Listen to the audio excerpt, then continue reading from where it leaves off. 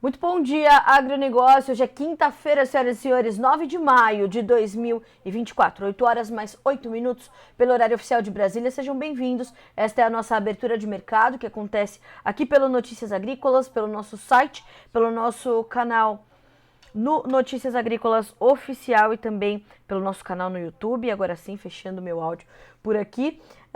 E a gente vai junto construindo. Também nos ouve quem acompanha a rádio Agro Hoje, Bom Dia Agronegócio, sendo transmitido por lá também. Então, diversos canais de comunicação para você acompanhar as principais notícias dessa manhã de quinta-feira, tudo conectado ao agronegócio, preços e entrevistas. Hoje estará conosco o Matheus Pereira, diretor da Pátria Agronegócios, e além, claro, do mercado da soja, nós vamos dar espaço às informações da safra de soja do Rio Grande do Sul, com muitas lavouras ainda submersas. E já a gente vai conferir algumas imagens que vêm chegando, né, como uma avalanche de informação diante de tudo que está acontecendo. Então, é muito cedo ainda para se estimar tudo o que aconteceu, para se mensurar o tamanho das perdas e dos prejuízos, e esse é um dos nossos destaques. Vamos também trazer a previsão do tempo para o Rio Grande do Sul e os detalhes que vão aí construindo a sua manhã. Vamos costurando todas essas informações. Amanhã é dia de relatório do USDA. Nós vamos também já trazer as expectativas do mercado para esses números que serão reportados às 13 horas desta sexta-feira. Aqui no Bom Dia Agronegócio, você sabe antes e primeiro as informações que vão direcionar o seu dia e os seus negócios.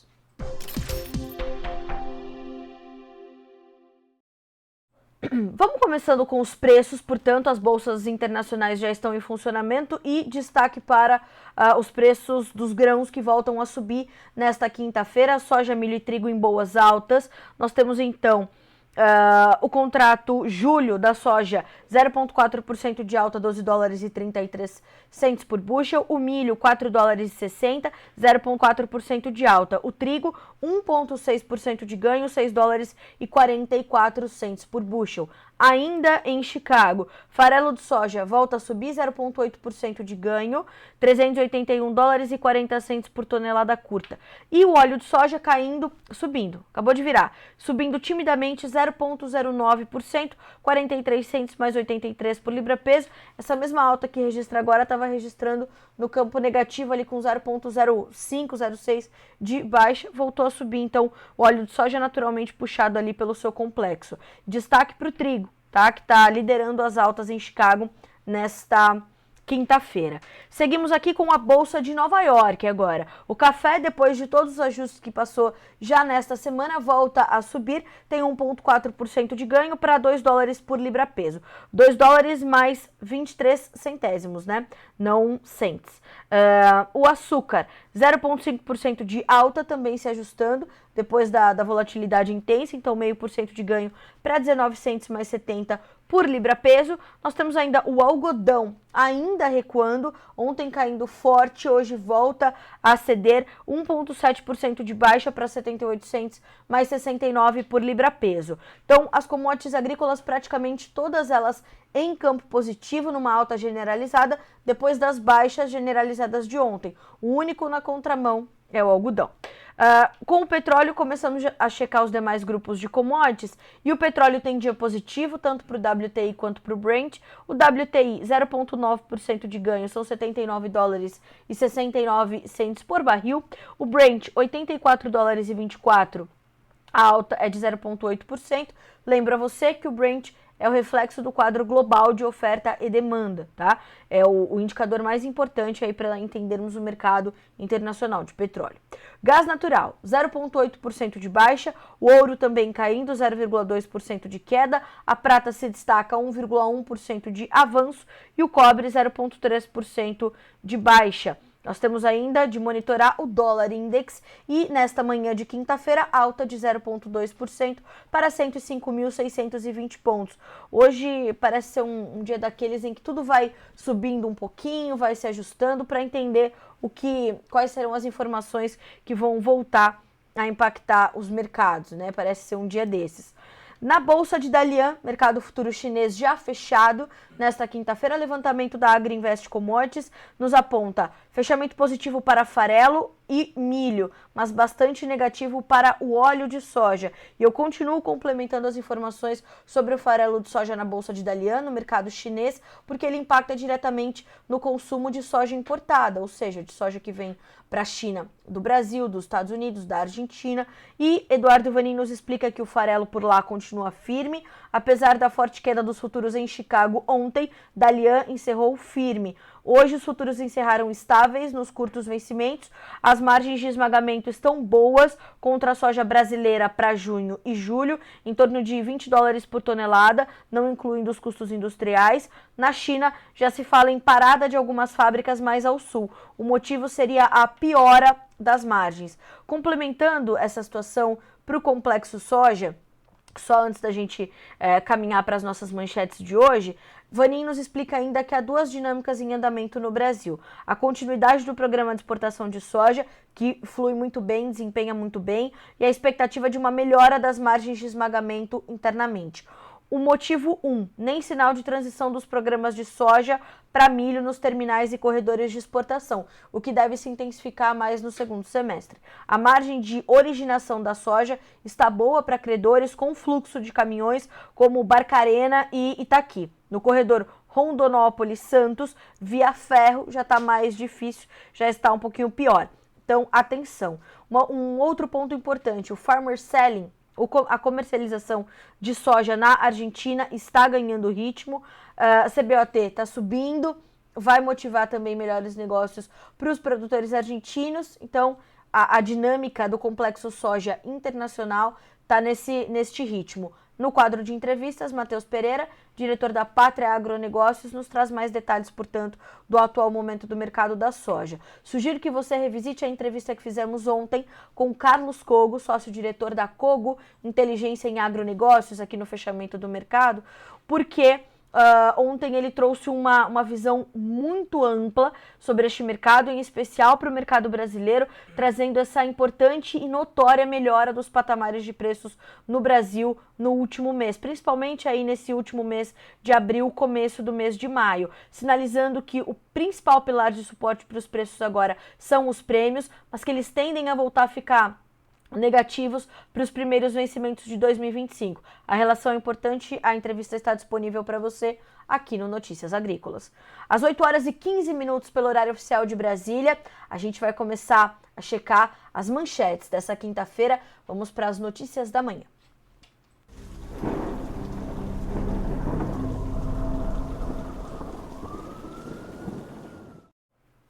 Não dá para ser diferente, nós continuamos a falar sobre as notícias que envolvem as enchentes históricas que já vitimaram 100 pessoas, mais de 100 pessoas desaparecidas, mais de 1,5 milhão de pessoas afetadas de alguma forma por essas cheias. E claro que estes são os destaques centrais e principais do Bom Dia Agronegócio, apesar do Brasil correndo, do agronegócio acontecendo.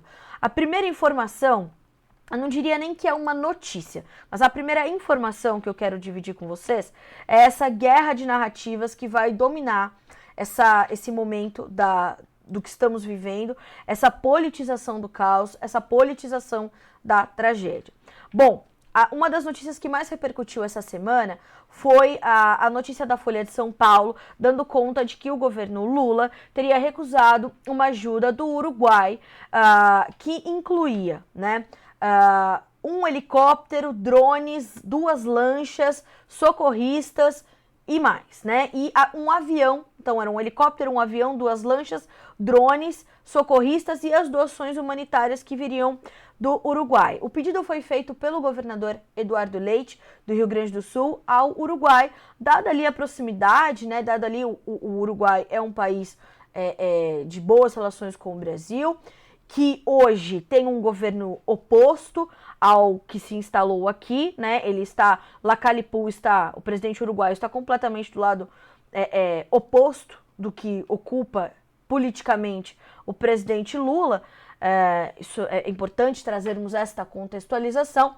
E a notícia, portanto, da Folha de São Paulo é de que o governo avaliou e disse: não precisamos desses equipamentos agora, né?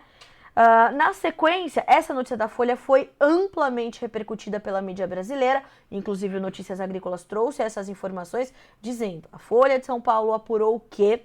E, na sequência, o que aconteceu foi ontem uma nota oficial da Secretaria de Comunicação Social, a SECOM, do governo federal, apontando para esta reportagem da Folha de São Paulo, dizendo que não, que o governo não recusou. O que o governo recusou foi o avião, um Hércules, né?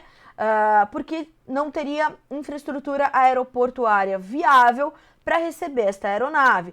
E o próprio secretário executivo do estado do Rio Grande do Sul, em entrevista à Folha de São Paulo, disse: não, nós temos outros aeroportos ao redor, outras estruturas, inclusive de bases militares, que podem receber essa aeronave com segurança, com tranquilidade, sem causar qualquer transtorno.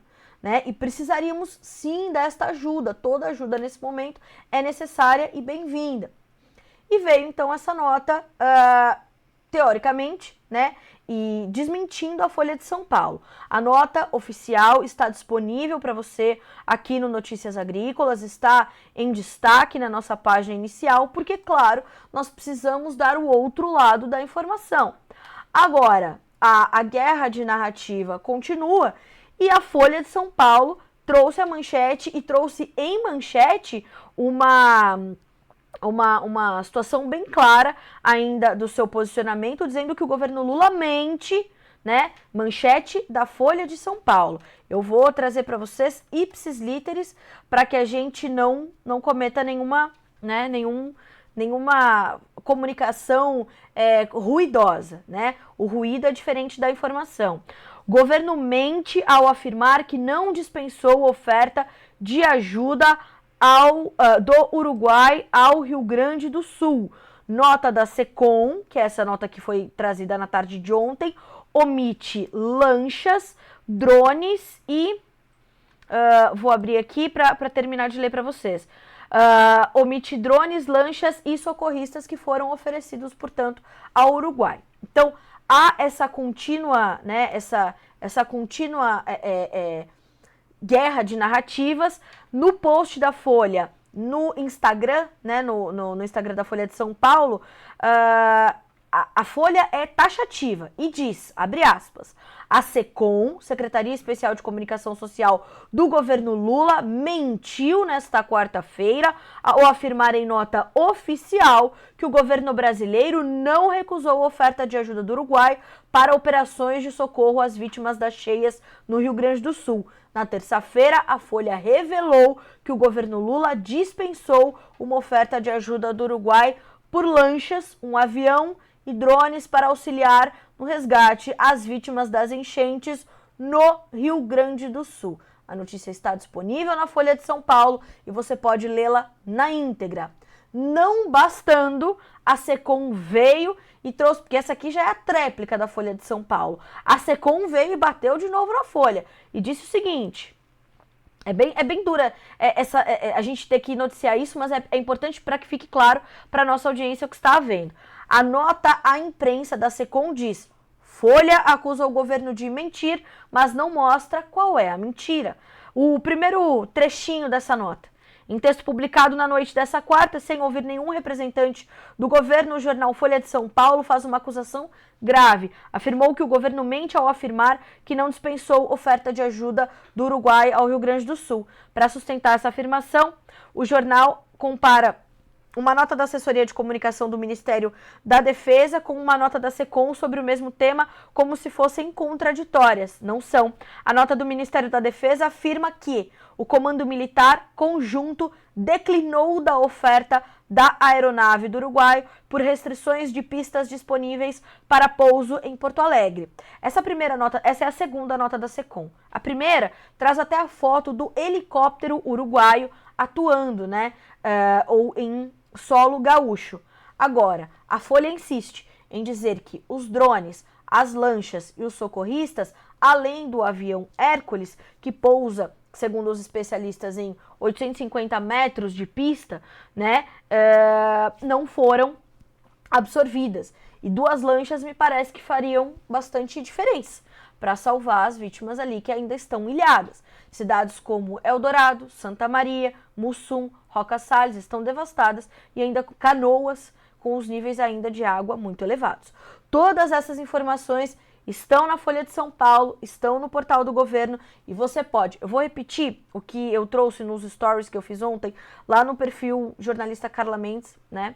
Que eu trago paralelamente aqui ao Notícias Agrícolas, explicando essa situação. É importante que nós possamos dar espaço a todas as vozes. Aí, o que é o papel do jornalismo? É criar um ambiente confiável, informativo, e você formar a sua própria opinião diante dos fatos. E sem dados, você é apenas uma pessoa com opinião.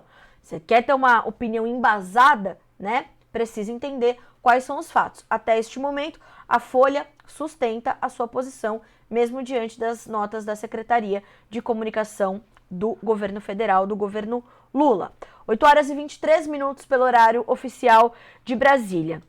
Na sequência das informações que partem direto do Rio Grande do Sul, a preocupação agora é com o sul do estado, uma vez que nós temos a previsão de chuvas e essas chuvas já começaram ontem. Eu recebi ali alguns vídeos de Pelotas e da região e as chuvas chegando e chegando com força, e agora a preocupação é com as enchentes que no sul do estado deverão acontecer e com forte intensidade, segundo nos informa o portal Metsul, um instituto importante de meteorologia do Rio Grande do Sul. A enchente no sul do estado pela cheia da Lagoa dos Patos, que recebe as águas dos rios e do Guaíba, será muito grande e de graves proporções. Atenção, hein? Alerta a Metsul Meteorologia. A enchente, que já teve início, vai se agravar no restante dessa semana e ainda na semana que vem. A quantidade de água que está descendo são cerca de 300 quilômetros entre o Guaíba e a parte sul da Lagoa dos Patos. Tecnicamente, Laguna dos Patos é colossal. Todos os rios que desaguam na lagoa tiveram enchentes recordes ou históricas.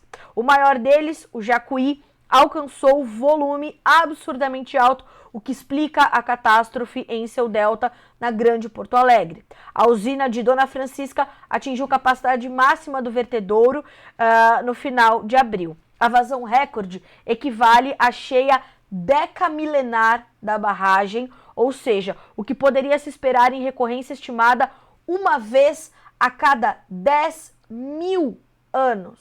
A cada 10 mil anos. Portanto, a quantidade de água que avança pela Lagoa dos Patos é extraordinária e jamais vista. A água alcançará locais em Pelotas, que jamais chegou, inclusive no centro. Grandes áreas da quarta cidade mais populosa do estado e a maior metade sul gaúcha vão ficar debaixo d'água. Em alguns locais, a inundação será de severa a extrema. O nível da lagoa em Pelotas estava estável, em 2,1 metros no meio da manhã de ontem, salvo engano, dessa quarta-feira, mas subirá. A prefeitura do município divulgou um mapa de áreas de risco de inundação que cobre uma extensa área da cidade. Depois a gente vai disponibilizar esse mapa para vocês aqui no Notícias Agrícolas. Não será surpresa se esse mapa for ampliado para outras áreas. Não há referências históricas, informa a Metsul, de onde a água pode chegar, porque nunca houve um evento de tal magnitude. Além de existir a complicação por vento, que muda de direção e intensidade a cada dia. O Sandro Rockenbach tem dado relatos quase que diários para nós aqui no Notícias Agrícolas. Ele está em Pelotas e a última informação que ele me deu foi assim: Carlinhos, eu já não sei mais se eu estou em segurança. E eu tenho falado com ele, ele realmente está muito preocupado e ele vem nos relatando essa cheia em Pelotas. É muito sério o que está acontecendo. Por isso, o seu trabalho de voluntariado, de doação, de fazer essa força-tarefa e de continuar mandando donativos e as necessidades no Rio Grande do Sul não pode parar, não pode diminuir. Até porque nós precisamos relembrar da fala da ministra Simone Tebet, que disse que o dinheiro vai chegar para os prefeitos no tempo certo. O prefeito de Canoas, enfim, os prefeitos todos ali, gaúchos, estão num desespero total, porque não estão tendo acesso aos recursos. E qual é o tempo certo? né? A Simone Tebet mesmo não sabe dizer, a ministra não sabe dizer. O que ela sabe dizer é que os ministros não sabem o que pedir. Então, faça a sua parte. Se a ministra não sabe, nós sabemos. A chave Pix para você fazer a sua doação, esta é uma iniciativa que nós temos encampado desde o começo. É uma iniciativa segura, responsável.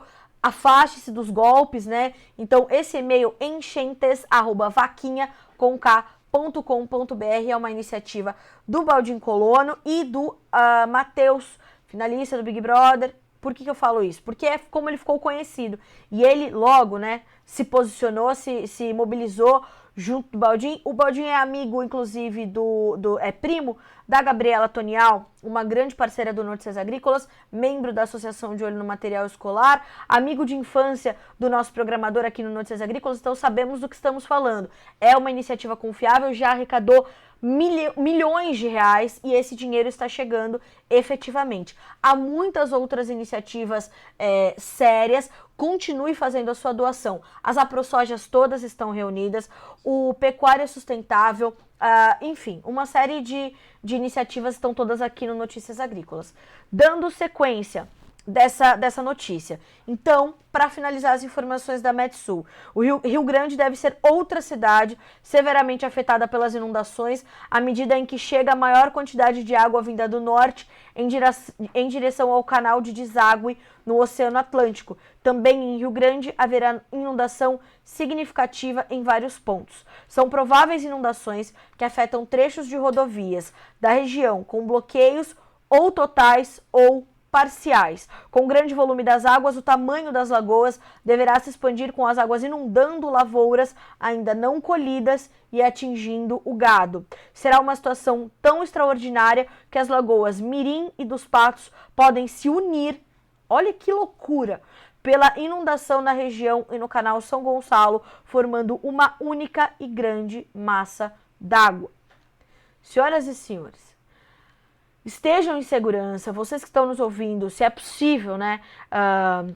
Alguém está nos ouvindo pelo Rio Grande do Sul, ali as pessoas que estão trabalhando, enfim, façam mantenham esse canal de informação ativo, ajudando as pessoas a estarem em segurança em locais, porque vejam o que vai acontecer ainda com o sul do Rio Grande do Sul. Se nós achávamos que tínhamos visto as imagens mais estarrecedoras dessas cheias, dessas enchentes históricas, pode ser que ainda não tenhamos visto.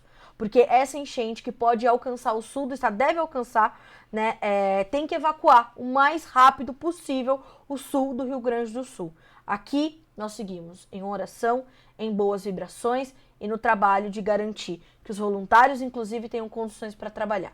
São 8h31, a gente vai atualizando ao longo do dia essas informações para você aqui no Notícias Agrícolas, mas a gente vai falar agora um pouco sobre a safra de soja do Rio Grande do Sul. Já já o Matheus Pereira, diretor da Pátria Agronegócios, estará conosco para trazer as informações dos impactos disso para o mercado, embora o mais sério seja olharmos para as pessoas, para as vidas nesse momento, né? Nós temos visto centenas de animais serem resgatados, idosos, crianças, fora o número de mortos que sobe rapidamente, já chegamos a 100 e já se sabe, as autoridades já falam que há muitas pessoas desaparecidas, muitas delas já devem ter perdido as suas vidas, infelizmente. Mas nós precisamos entender os impactos disso para o agronegócio, para a agropecuária gaúcha, que foi o setor mais afetado da economia do estado. Nós vamos trazer agora umas imagens da soja que ficou, vocês veem aí uma sequência de imagens, né? Então, na lavoura, numa peneira e depois na mão de um produtor rural. Uma imagem não, né? Mas as imagens falam mais do que 1000 palavras. Eu não preciso descrever para vocês, a não ser para vocês que nos ouvem pela rádio Agro Hoje, o que nós vemos é uma soja com grãos germinados, apodrecidos, a soja perdendo qualidade demais. É estarrecedor, é de cortar o coração para quem sabe a força do Rio Grande do Sul e do seu agronegócio. O Rio Grande do Sul é o segundo maior produtor de soja do Brasil. Ver essas imagens, depois de 3 anos de seca e de perdas severas que a sojicultura registrou no estado, é de cortar o coração. essa soja não tem qualquer valor comercial, o desconto vai ser gigantesco, provavelmente ela vai direto para a ração, mas ainda assim há uma preocupação muito grande. Então, a quantidade de grãos avariados é quase de 100%. Então, é essa a soja que está sendo colhida no Rio Grande do Sul, onde ela pode ser colhida, ou em áreas onde as águas já baixaram, ou em áreas onde as águas não invadiram as lavouras, mas a chuva foi tanta, durante tantas semanas, que as lavouras ficaram ali perdendo e apodrecendo no campo. Então, o que nós temos nesse momento é essa situação. Ontem eu conversei longamente com o professor Elmar Floss, que é engenheiro agrônomo, fisiologista, professor doutor, diretor do INSEA, e ele me trazia muitos detalhes sobre essa situação. Ele apontava ali, né, para essas projeções que sinalizam perdas de 3 a 5 milhões de toneladas na produção de soja. Na projeção do professor Elmar Floss, a safra gaúcha não passa de 17 a 18 milhões, frente às 22 milhões inicialmente projetadas. Na segunda-feira, quando o presidente da ProSoja Rio Grande do Sul, o senador Irineu Ott, esteve conosco, ele estava inicialmente estimando ali, mas ele dizia: Carla, é uma projeção preliminar. Os números podem aumentar, como podem diminuir, não se sabe o que está debaixo d'água, né? Então, a safra de soja do Rio Grande do Sul, ela só tem uma palavra que a defina nesse momento, que é incerteza. Não dá para saber quanto vai sair dali, quanto vai dar para ser utilizado, quanto vai... Não tem o que fazer. Lembrando que nós tínhamos já um percentual colhido, né, de soja importante no estado, mas muitos silos foram tomados pela água. Então, a oferta de soja e de outros grãos, fora o arroz, que nós já incansavelmente falamos aqui e continuaremos a falar, e outras culturas que também perderam, mas dando um foco maior sobre a soja nesta quinta-feira, é esse o quadro que nós temos. Então, como a tragédia está em curso, né, as coisas estão ainda acontecendo e ainda tem muito a acontecer. Acabamos de ouvir a Metsul dizendo que a água ainda pode invadir muitas lavouras no sul do estado, então ainda é difícil se cravar o que vai acontecer. Não dá para acessar as propriedades, não tem como chegar a essas lavouras para fazer qualquer avaliação. E depois da nossa entrevista a gente tem alguns dados da Emater e a gente vai entender essa dificuldade de se avaliar os prejuízos no Rio Grande do Sul agora.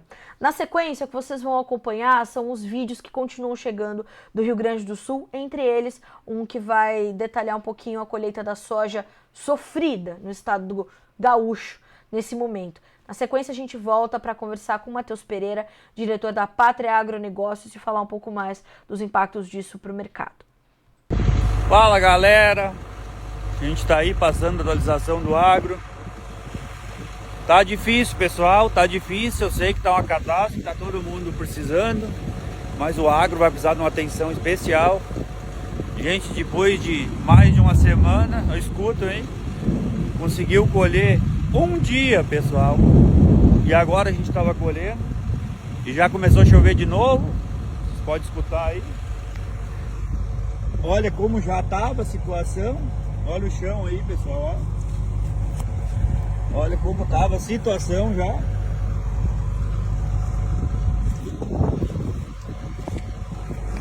Já estava assim, pessoal. Tava dando 30, 40 de avariado, mas ainda estava saindo alguma coisa. Então, agora vai sair o quê? Depois desse dia de chuva não tem mais o que fazer. Então, eu sei que a catástrofe está grande. Eu estava ajudando até ontem, até a hora da colheita. Mas o nosso agro vai precisar de muita atenção, pessoal. Eu quero chamar a atenção porque o nosso agro vai precisar de atenção também. E não vai ser pouco. Tá bem difícil, as perdas vão ser incalculáveis, pessoal. Então, só já deixar o meu relato, minha preocupação com o agronegócio no Rio Grande do Sul, que vai ser bem complicada. A gente veio de 2 anos terríveis de seca, e agora vai ser perdido praticamente metade das lavouras de soja, um pouco de arroz. Então vai ser bem complicado, pessoal. Só para deixar meu desabafo aí, a gente está tentando de tudo que maneira, mas não tá fácil, não tá fácil. Olha, moçada, a chuva aqui no Paranazão, aqui no sul do Paraná, chuva com vontade, lavoura não foi mexida. E olha a terra que, né, que vem, foi passando por cima de todos os murundum. E tá aí a água, velho. Olha a moçada, velho, como que tá o açudinho. Lá é a boca de esgoto dele, sumiu. Nunca tinha tanto assim, nesse volume. Sempre ficava puxando água, hoje desapareceu a boca. A chuva.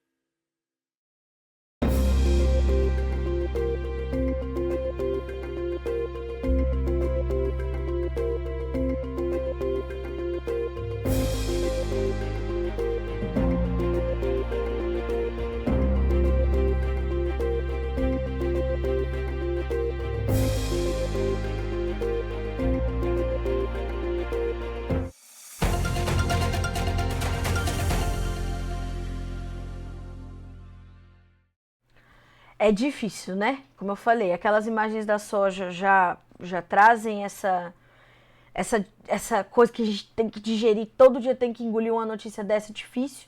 E para essa quinta-feira não é diferente. Continuem mandando os seus relatos.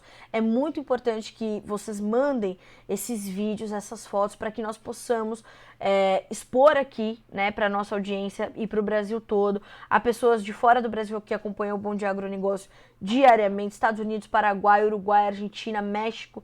Então é importante nós mostrarmos essa realidade para mais pessoas. O número está na sua tela, é o 19 997670241, 19 997670241, ou você pode usar esse QR Code que está na sua tela, escaneia com o seu celular, vai ser acolhido pela nossa equipe no WhatsApp e é só mandar nome, sobrenome, cidade e estado para a gente poder acreditar as imagens a você, certo? Bom, nas últimas semanas o que nós temos visto com toda essa catástrofe que está instalada e em curso no Rio Grande do Sul, os preços da soja sentiram o impacto disso, porque naturalmente pela importância que tem o Rio Grande do Sul na oferta brasileira deste produto. E claro que o mercado vai se ajustando e não vai olhar só para isso, até porque essa semana de novo o relatório do USDA. Então, como que esses fatores todos estão se encaixando, impactando na formação dos preços, inclusive aqui no Brasil? Assunto para a gente tratar no nosso quadro de entrevistas aqui no Bom Dia Agronegócio nessa quinta-feira.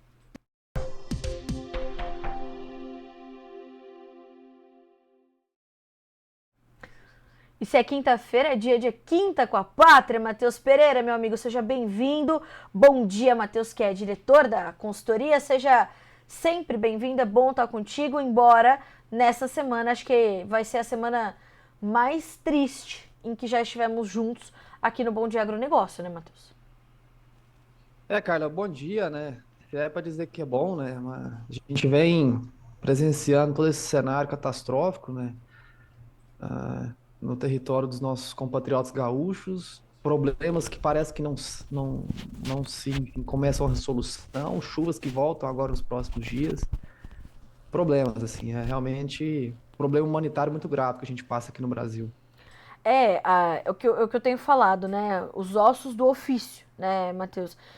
Ter de falar quanto se perdeu de soja, de arroz, de suínos, de aves, de leite, é ruim, é muito ruim a gente ter que falar sobre isso num momento em que nós estamos também contando vítimas, contando desalojados, contando desabrigados, desaparecidos.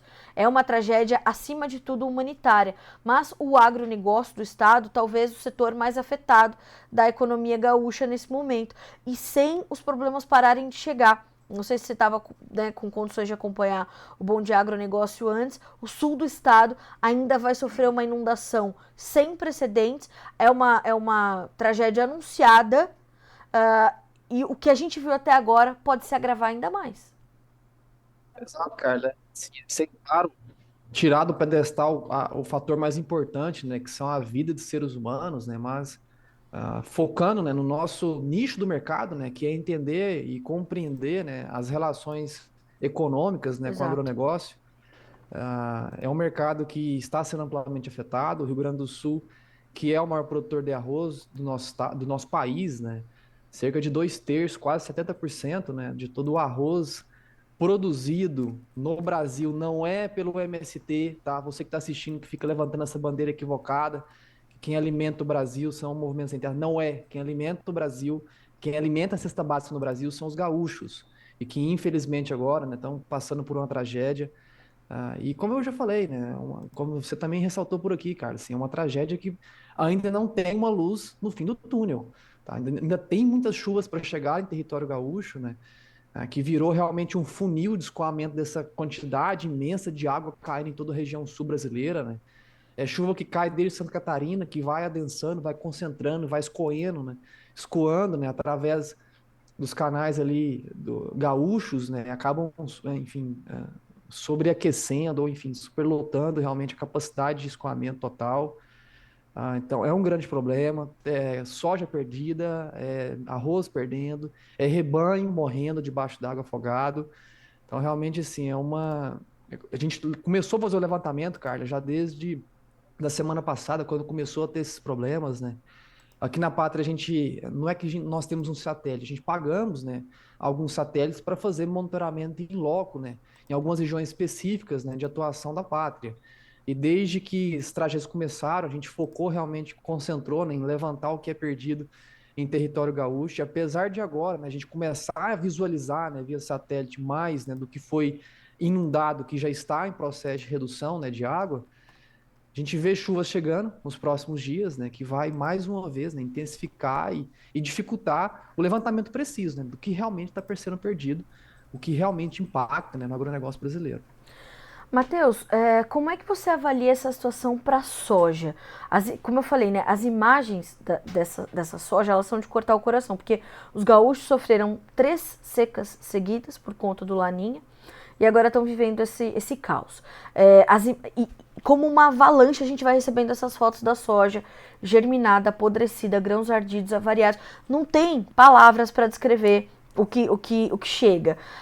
Como é que isso impacta efetivamente, se é possível já entendermos, isso impacta na oferta global, na oferta nacional de soja e como o mercado global avalia essa situação nesse momento, como o mercado global entende a oferta do Rio Grande do Sul no complexo soja?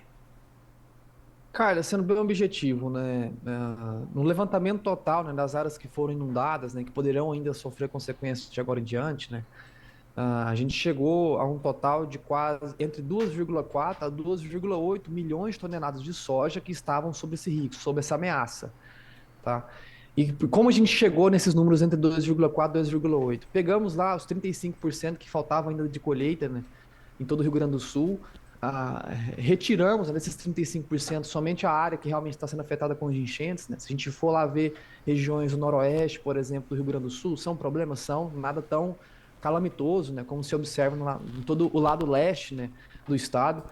A gente pegou então dessas regiões que estão diretamente sendo afetadas, né, colocou realmente o percentual de área ainda a ser colhida, colocamos, né, um percentual que estatisticamente, né, classificaria a quebra da produção como catastrófica, que é o fator de 70%. Se em alguma região específica, macro ou micro região, chega a perder 70% da sua produção, estatisticamente, né, olhando histórico e vendo quando foi que aconteceu catástrofes, né, não de mesma proporção, mas catástrofes observadas, o fator de 70% de quebra é classificado já como uma catástrofe coletiva em uma região. Então, colocando esse fator, a gente chegou entre 2,4 a 2,8 milhões de toneladas.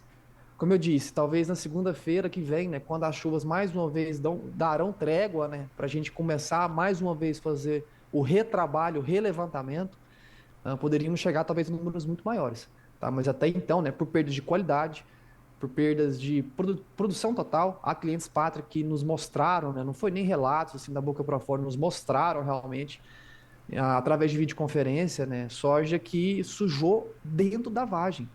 Regiões que alagaram completamente, a soja acabou abrindo a vagem, cedido por umidade excessiva, né? Tava inundado por água e aquela água barrosa, né? Com muito barro, acabou sujando o grão dentro da vagem. Uma Assim, eu nunca tinha loucura. observado isso na minha vida, né? Realmente não tenho lá meus 100 anos de vida, né? 60 anos de vida, mas todos esses 10 anos, né? Somente estudando no mercado, antes disso, do lado do meu pai, ajudando a família com a propriedade de soja, né? Produzindo o que a gente podia. Eu nunca tinha visto algo semelhante, né? O que os nossos amigos gaúchos estão vivendo por agora. Então, realmente, no âmbito da soja, ela está em pelo menos uma quebra potencial de 2,4, entre 2,8. A gente pode talvez ampliar isso, esse levantamento na próxima semana. Teremos que ter um pouco mais de paciência. E é realmente um corte, né, Carla, que vem para subtrair a oferta total aqui no Brasil, né? Uma oferta que já era deficitária, uma oferta que já perdeu produtividade aqui na região central brasileira, que sofreu com seca, diferente dos amigos gaúchos que sofreram nos últimos 3 anos com calor e seca. Este ano, com a presença de um El Ninho, um super El Ninho, né, classificado em dezembro, né, a gente acaba tendo um problema muito grave aqui na região central brasileira, com produtividades que foram sim reduzidas. Mato Grosso encerrando o ciclo safra de soja com 10 sacas a menos por hectare do que colhia, né, no ano passado. Então, realmente é um grande problema confirmado, né? Então, é mais um corte, né, de produção total. A Pátria está tentando finalizar realmente o levantamento apurado, né? Mas podemos já, Carla, nos aproximar de algo próximo aos 140 milhões de toneladas totais produzidas no Brasil. Ainda é cedo para a gente ter realmente cravar esse número. Precisaremos, né, esperar na próxima semana, traremos aqui para vocês, cara, o nosso levantamento apurado, mas acreditamos que sim, que agora o Brasil pode mais uma vez, né? Que até o momento, Carla, o Brasil passava pela segunda maior quebra produtiva entre potencial produtivo e resultado final. A Certo. gente havia perdido algo em torno de 22 a 23 milhões de toneladas entre o potencial produtivo inicial da safra e o resultado final. Atualmente, né, com essas quebras no Rio Grande do Sul, a gente pode ter ultrapassado o ano de 2022, aonde foram perdidas 25 milhões de toneladas totais somente dentro do Brasil. Tá? Podemos passar o ano de 2022 como a maior quebra produtiva da história do país. Então, ainda é um fator a ser considerado, o mercado está reagindo a isso. A gente viu altas sendo empilhadas não só em prêmios aqui no Brasil, que Sim. agora deram uma estabilizada, mas assim como Chicago também, que vinha empilhando altas significantes desde a última semana. Então, é algo ainda a ser observado que reduz, sim, a oferta total sul-americana, a oferta brasileira, a oferta mundial de soja, que começa, né, a ter maior nitidez, né, maior clareza ao mercado internacional, que é uma safra deficitária. Tá? Diante de uma demanda aquecida, a gente não tem tanta soja para abastecer, né, todo mundo que quer realmente a oleaginosa nesse ciclo safra 24. Matheus, eu queria justamente entender isso, essa alta dos prêmios que nós vimos, embora agora um pouco mais estável, ela está conectada também a essa condição do Rio Grande do Sul. Isso foi carregando uma intensificação de uma trajetória de alta que você também já tinha destacado aqui no Bom Dia Agronegócio, que estava acontecendo, que tendia a acontecer. Essa situação no Rio Grande do Sul foi só um combustível a mais para que esses prêmios continuassem a subir. Sim, cara, já havia alertado, talvez quem está nos escutando procurar os nossos bate-papos ali de 3 semanas atrás, 4 semanas atrás, quando ninguém se falava ainda sobre um problema potencial na safra gaúcha, né? A gente vinha alertando incessantemente que, independente do que vinha pela frente, né, os prêmios estavam em recuperação, baseado numa escassez, né, da oferta comercializável, baseado numa escassez do produto total. O mercado criava a compreensão que o Brasil poderia produzir mais de 150 milhões de toneladas. Reta final de colheita, já não tem da onde extrair, né, aonde distorcer realmente a realidade do nosso país. Então já estava se passando, né, a mensagem muito clara que o Brasil estaria em déficit produtivo, que é o que, apesar de uma produção acima ainda de 140, mas não lá nos 150, essa Sim. produção total não é suficiente para comportar exportação e demanda interna. Tá? Então o mercado já vinha se recuperando prêmios, né? Saímos do fundo do poço. Os prêmios há 3 semanas atrás, né, para 2024, chegaram a bater as maiores altas da história para os prêmios 2024.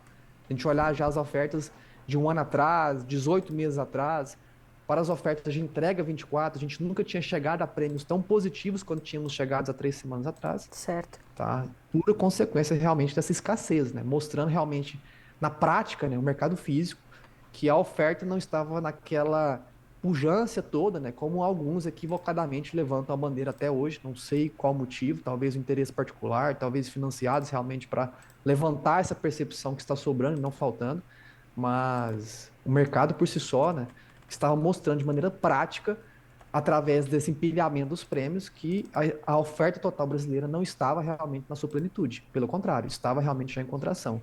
O que veio realmente esse cenário catastrófico, imprevisível no território gaúcho, foi que acelerou, né? Virou um fator que a gente chama aqui de catálise, né? Ele acelerou o processo de altas, né, aqui ao Brasil, ao mercado internacional, mas é como você já bem desenhou. Foi apenas um querosene jogado no fogo já em chamas. Matheus, isso se traduziu em preços melhores para o produtor brasileiro, ficou muito transparente esse avanço, até porque Chicago voltou para os $12 por bushel e parece que conseguiu segurar esse patamar. Então já vou fazer duas perguntas em uma. Esses $12, eles têm força para se manter? E dois, essa contínua melhora dos preços no Brasil também, isso já está também motivando melhores negócios? Carla, motivava assim melhores negócios aí no mês de abril, em especial pela necessidade da base produtiva em avançar com vendas, honrar seus compromissos, né? É o famoso prazo safra, o mês de abril, Sim. não temido, né, mas já conhecido, né, pelo o elevado nível, né, de compromissos financeiros de grande parte da base produtiva, não todos, mas sim a vasta maioria, tá? Com o mês de maio ainda tem alguns finames, assim como o 30 do 4, ele é um importante vencimento para a região centro, norte e nordeste brasileira. O 15 do 5, né, que é o 15 de maio, metade de maio, é um prazo safra ele também observado nas regiões sudeste e sul do Brasil. Então, até o dia 15 ainda, Carla, temos esse movimento, né, que incentiva a venda para honrar compromissos financeiros, tá?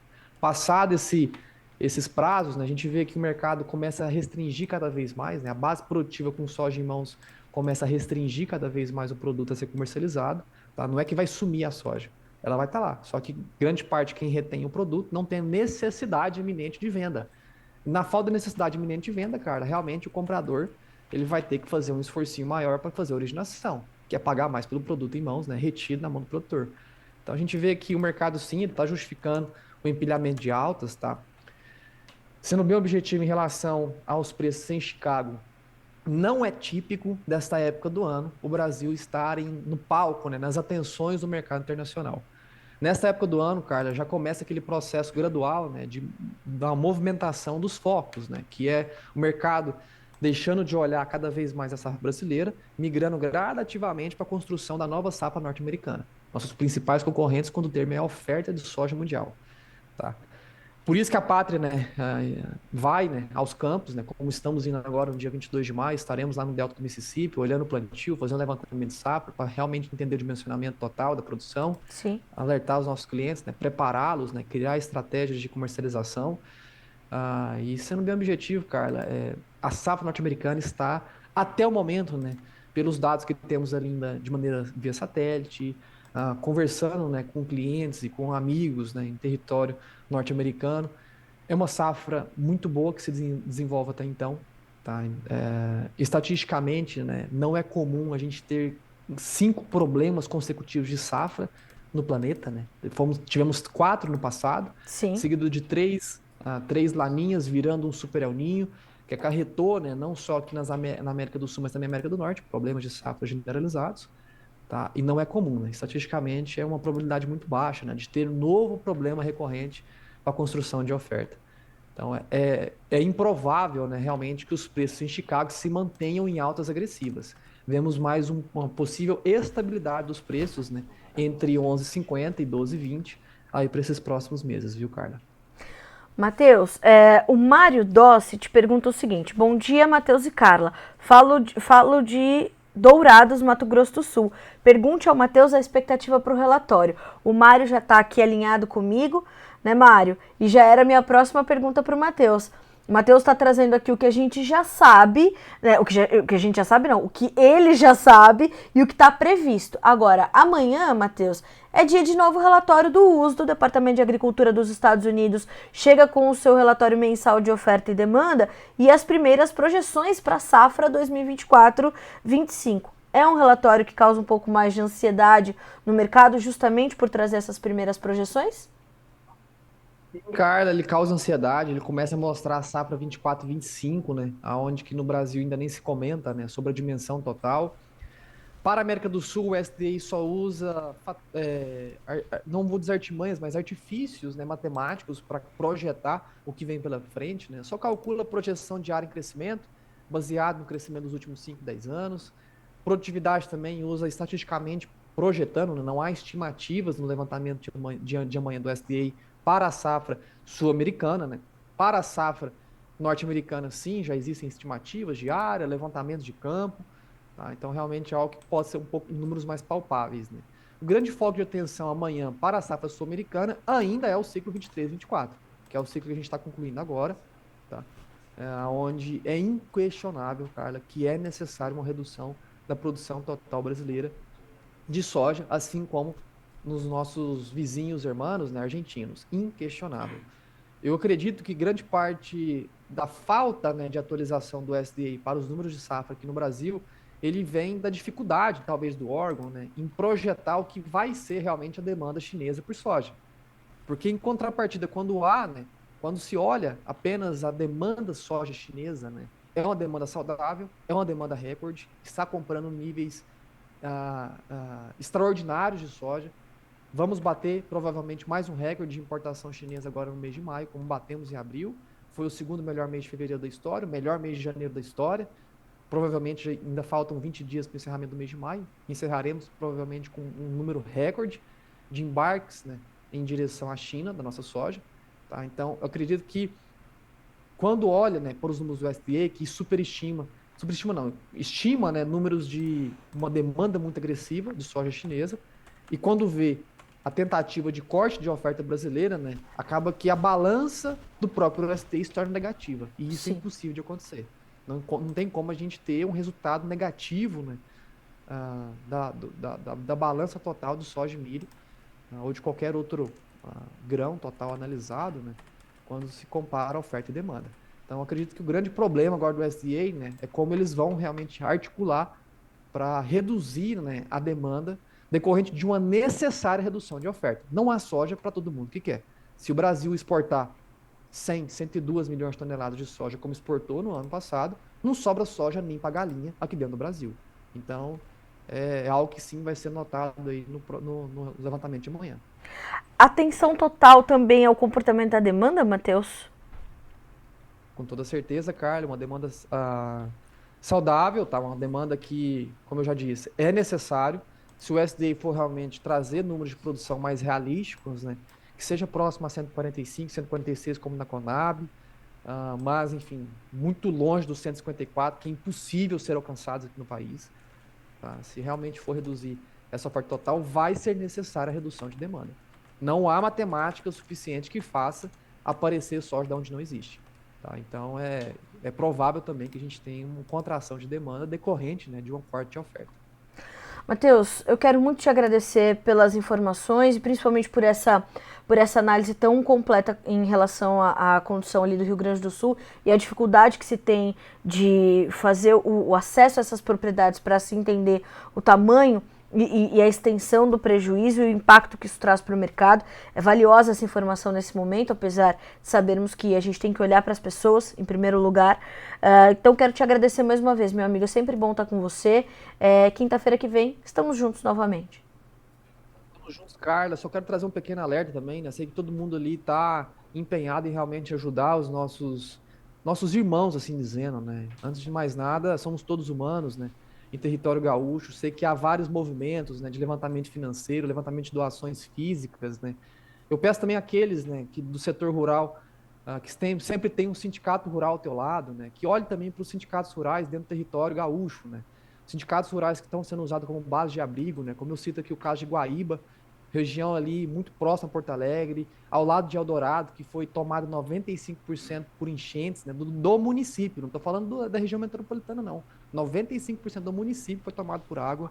Então, realmente, o Sindicato de Guaíba, né, tem feito um papel de alojar não só pessoas que perderam seus lares, né, do próprio município de Guaíba, mas também de municípios adjacentes. Estão precisando, né, de doações como roupas íntimas para senhoras, para senhores de idade, que perderam completamente tudo, saíram de casa apenas com a roupa do corpo, suja ainda, e agora estão sendo alojados, né, dentro da estrutura física do sindicato, né, precisando de capital, precisando de pessoas, né, para ajudarem realmente na distribuição. Então pense também nessas causas, né? Essas causas de doar diretamente para algum sindicato que está lá na ponta, né? Está na frente, levantando a bandeira da defesa, né? E da reconstrução do território gaúcho, tá bom? Acho que é importante a gente olhar para todas as causas, né? E realmente maneiras de ajudar, elas não faltam, tá? Então se empenham realmente em poder fazer parte, né, dessa reconstrução do território gaúcho. Matheus, excelente forma da gente concluir o nosso trabalho. Quanto mais pessoas falarem sobre isso, mais força vai ter a ajuda que vai chegar ali para os nossos compatriotas. Obrigada, meu amigo. Sempre bom ter você e a sua humanidade, a sua generosidade conosco. Obrigada, Matheus. Estamos juntos, Carla. Fiquem todos com Deus. Até mais. Até mais. Um abraço. Matheus Pereira, diretor da Pátria Agronegócios, conosco nesta quinta-feira, quinta com a Pátria aqui no Bom Dia Agro. E esse reforço de pedido do Matheus é ótimo para a gente concluir a nossa edição desta quinta-feira do Bom Dia Agronegócio. É uma forma da gente reforçar para você que o seu trabalho, a sua força, as suas iniciativas têm sido essenciais para manter o povo gaúcho de pé. Principalmente, eu vou reforçar mais uma vez o trabalho dos voluntários. É fundamental o que está acontecendo, é o povo pelo povo. A gente tem falado muito isso. Os civis têm feito toda a diferença. Tá aí a chave Pix na sua tela para você continuar doando. Acho que essa fala do Matheus é muito oportuna, né, de olhar para os sindicatos rurais que estão nas pontas, né, ele citou o sindicato de Guaíba, citou outros sindicatos, então busque estas associações, essas iniciativas, né, e realmente a gente às vezes pensa, vamos mandar comida, vamos mandar água, vamos mandar leite, sim, é verdade, isso é essencial, é o básico e precisa, é a prioridade, eles estão realmente precisando de comida. Mas você viu, Matheus, tá roupas íntimas, de fato, né, falta mesmo isso. As pessoas saíram com a roupa do corpo de casa, né, estão ali tomadas pela lama, pelo barro, né, e elas precisam de um afago, de pelo menos ter um banho, uma roupa limpa para poder descansar e reconstruir a vida. O que eles vão precisar fazer é reconstruir a vida. Muitos do zero. Um senhor, nós estávamos ouvindo agora, antes de entrar no Bom Dia Agronegócio, um senhor que foi até o local da sua residência, não achou mais a sua casa, não reconheceu nada na volta e voltou para o abrigo, mais desolado do que já estava. Não conseguiu achar sua casa. É inimaginável se pensar isso. Então, a gente pede que você não esmureça agora, né? Você, principalmente voluntário gaúcho que está aí na linha de frente, toda a nossa força e a nossa coragem para vocês. A gente volta amanhã com o Bom Dia Agronegócio a partir das 8 horas. Eu quero agradecer a todas as mensagens que recebemos aqui ao longo da nossa edição. Vocês viram que eu não tenho tido muito tempo para falar, mas eu recebo todas as mensagens, leio tudo para poder continuar atendendo as demandas de comunicação de vocês. A gente volta amanhã a partir das 8 horas da manhã com o Bom Dia Agronegócio. Boa quinta-feira para você, bons negócios. Até amanhã.